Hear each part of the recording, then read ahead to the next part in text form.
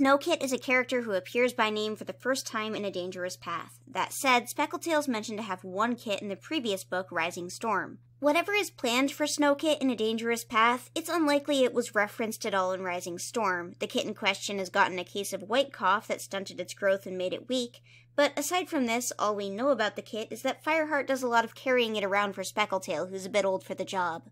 And even though at the first mention of the kit it's called weak and small for its age, the second mention, when Fireheart needs to help Speckletail carry it, the kit is called well grown. So within the book Rising Storm, Unnamed Kitten 1 grows a whole lot.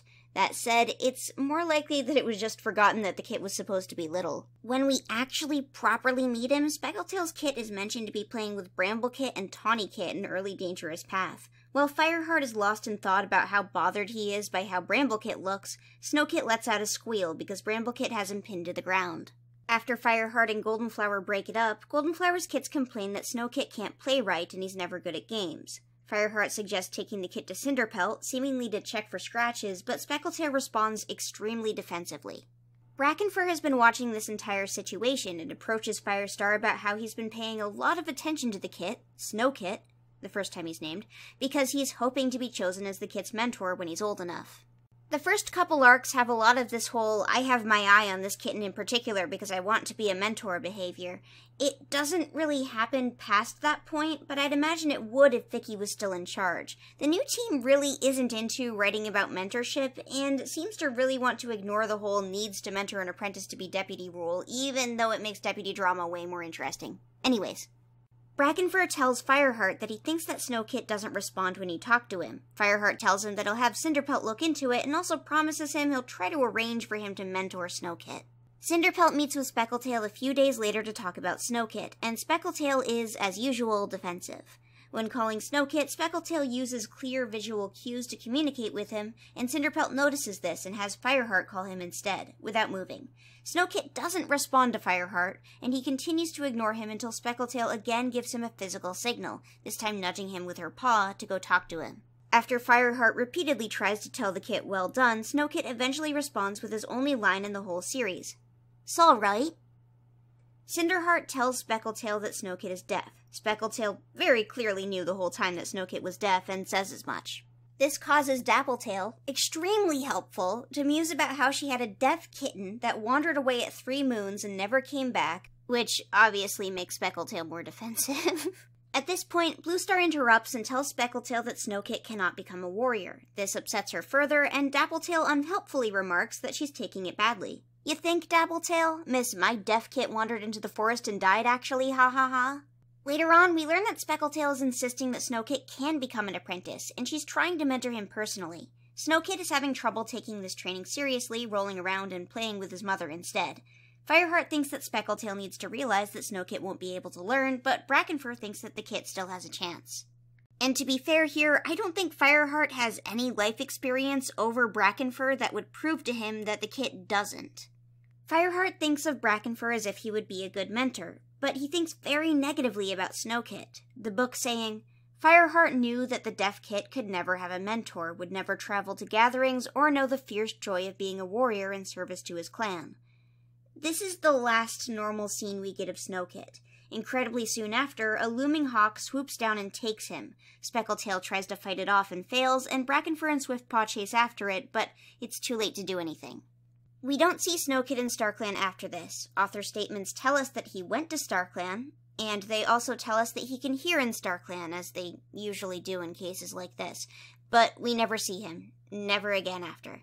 This scene is sudden and weird, and it's made weirder by the fact that we never really see hawks in the main series, outside of the mountains, again. It almost feels fine in the context of the first series, where we're not really used to anything warrior cats can throw at us yet. But again, outside of the mountains, where Brackenfur does in fact manage to save someone from a hawk, we never really have to worry about this kind of thing ever again going forward in warrior cats' history. Well, okay, that's not entirely true. There are a couple situations after this. Spotfur gets into a fight with a hawk in Darkness Within, and also a hawk goes after Daisy's kits in Daisy's Kin, but they're both kind of situational, like the kits in Daisy's Kin are like out in the open and not in camp or anything. When asked about Snowkit, Vicky said that he was killed to send Speckletail to the Elder's Den. Hello, Vicky. I don't believe you. I know exactly why Snowkit was killed, narratively, and it wasn't anything to do with Speckletail. First of all, Bluestar sees Snowkit dying as a message from StarClan. She sees it as not a freak accident, but a direct message that StarClan is at war with ThunderClan. Narratively, this is the action that solidifies her loss and trust of her ancestors. But additionally, Fireheart tells Brackenfur that he can have Snowkit as an apprentice. This leads directly into Fireheart making sure that Brackenfur gets an apprentice anyway, even though Snowkit is dead. This, then, narratively gives Fireheart a reason to pass over Sandstorm when it comes to who will mentor Tawnypelt. This then disqualifies Sandstorm from the deputy position by the time Whitestorm dies. Narratively, there is no reason here to give Speckletail a push into being an Elder. She isn't really a character before this point in the story, and she doesn't really start being one once she's an Elder. Aside from them telling Brightheart that she could go cheer up Speckletail by being an Elder together with her, there's really no narrative reason for her to be an Elder.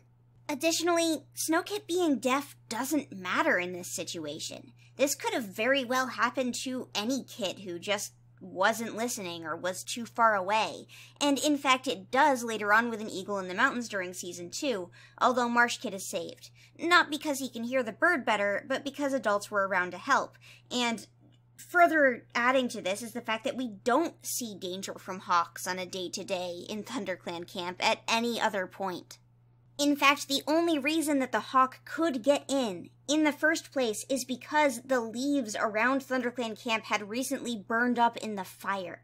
So it's not like this was inevitable. There wasn't like a countdown timer to a fox or a hawk getting Snowkit. It was a freak accident because there weren't any leaves on the trees. And while you could argue that this should be a problem every winter, it isn't, and it's never mentioned, so But Snowkit, even within the canon of Warrior Cats and the canon that is set up by these books, from what little we actually see of him, isn't incapable of communication. Sure, he wasn't taking training very seriously, but both his mother and Brackenfur were convinced he could have. Additionally, while it's true that Snowkit wouldn't have been able to hear prey, the skills it takes to be a warrior are all largely communicated visually and through physical practice. He already had a decent handle on small visual cues, like being beckoned by his mother's tail, and on top of that, Warrior Cats already has plenty of visual cues to communicate. These cats are constantly nodding at each other and shaking their heads, like every other page. They already have yes and no completely independent of it being necessary for communication, alongside all of the swishing of their tails and other cat body language that they use all the time. And I know people are going to go, but they're cats, but it's nature, survival of the fittest, or whatever. This is not nature. Again, this is a society where they take care of each other. And deaf cats, in reality, can catch prey. You could find this out searching for it, but completely anecdotally, I have known completely deaf older barn cats who continued to catch and kill mice, and honestly, ask any cat how much noise the laser pointer's dot makes and they'll tell you the same. And I am not saying that Snowkit would have been exactly the same as any warrior. He would have had his own challenges to face.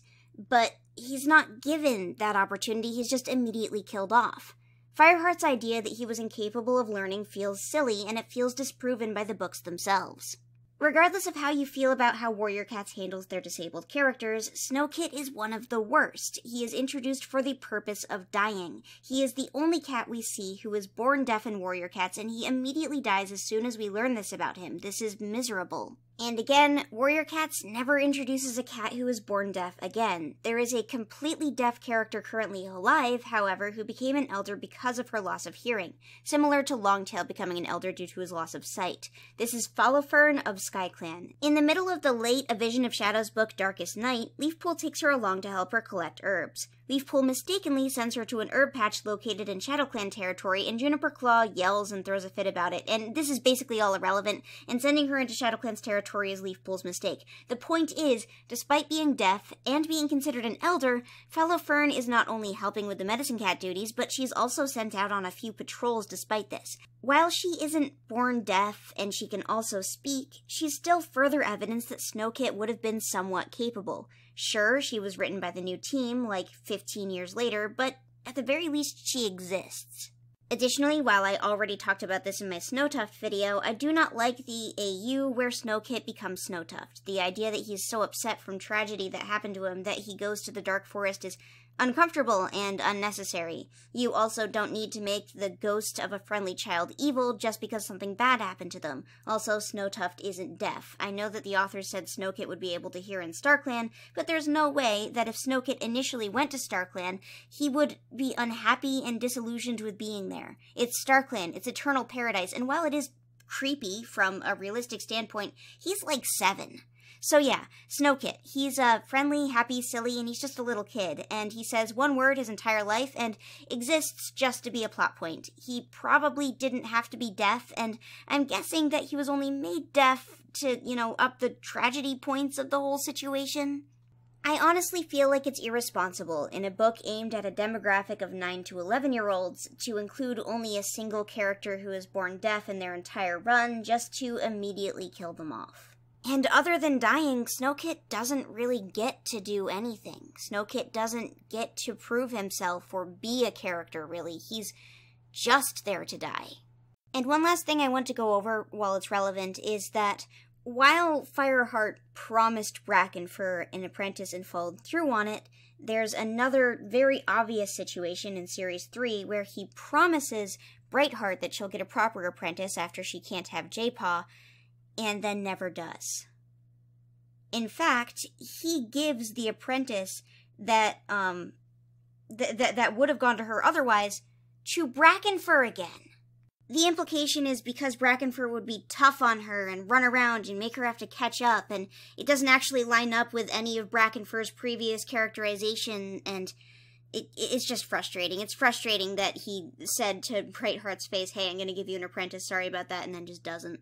Anyway, I think that what I said earlier is a good summary of Snowkit as a character. Snowkit is here to die. He does not have any other narrative purpose but to die, and that's pretty troubling, and also all there is to him.